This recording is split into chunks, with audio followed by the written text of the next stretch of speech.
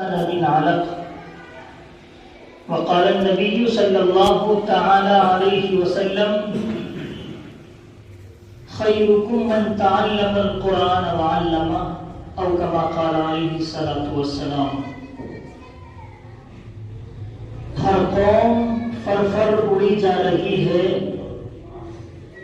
جو چلتی تھی گھٹنوں کے بل بڑھی جا رہی ہے.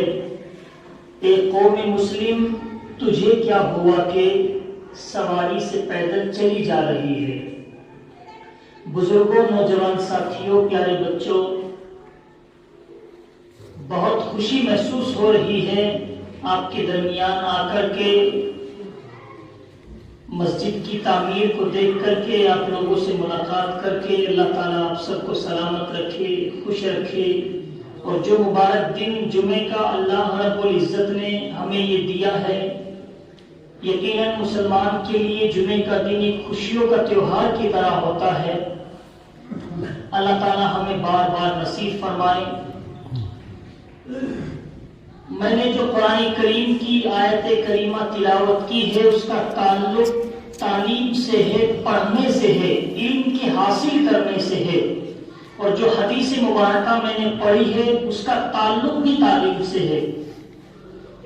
سب سے پہلے قرآن کریم کی آیت کریمہ کا ترجمہ کروں.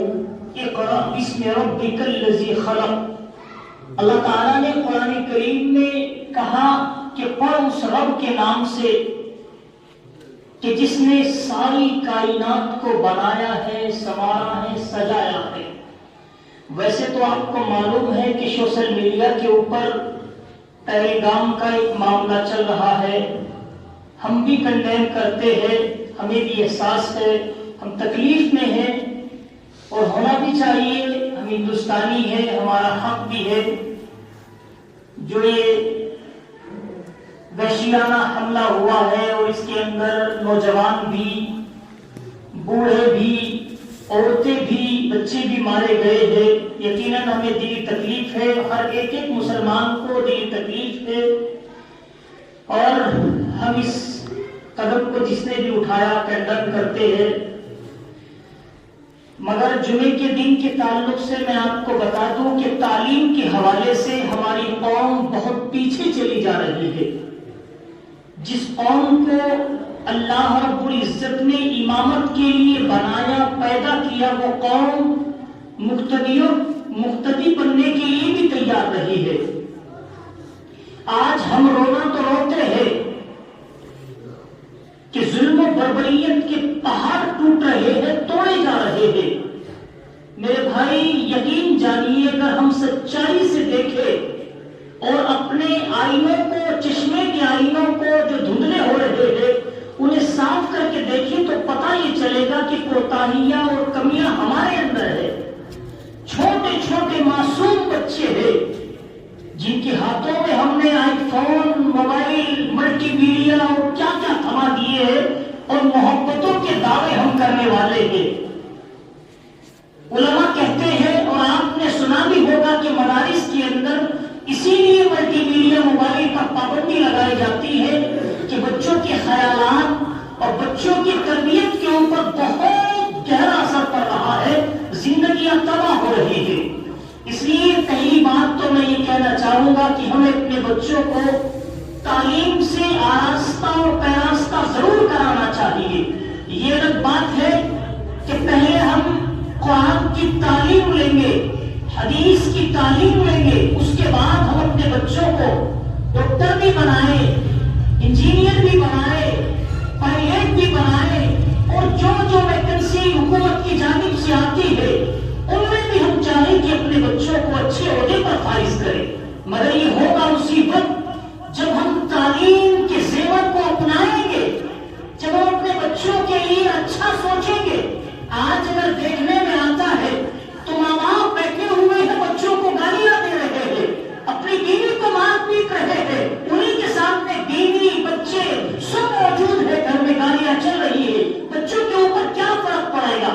اس لیے ہمیں چاہیے کہ ہم اپنے بچوں کی فکر کریں، تعلیم کی فکر، جس کے بارے میں اللہ کے نبی جناب محمد رسول اللہ صلی اللہ علیہ وسلم نے کہا، خیرکم من تعلم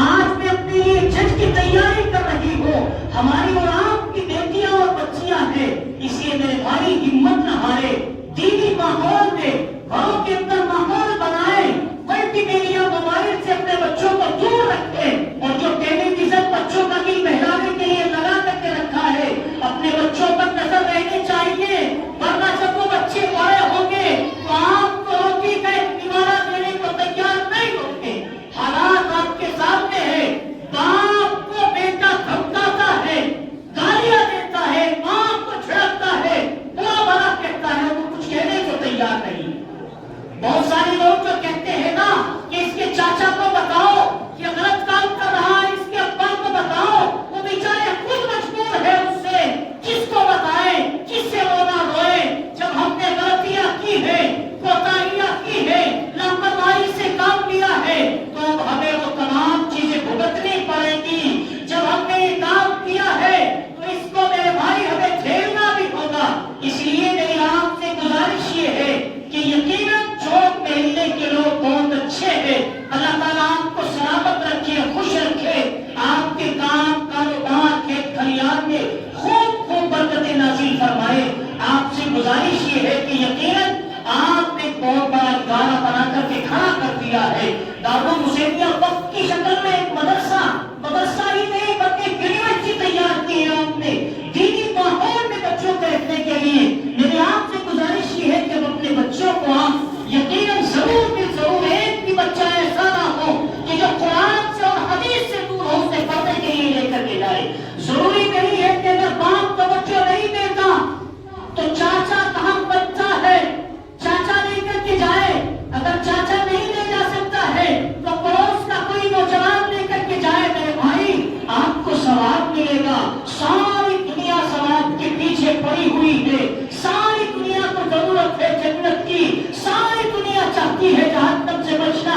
اس لیے اگر آپ اپنی دنیا کو بھی جنت بنانا چاہتے ہو، میں آپ کو ایک بات بتانا چلوں، بس سنتے میں بھی سیل ڈلوا ہوا، کیا ٹائم ہو گیا؟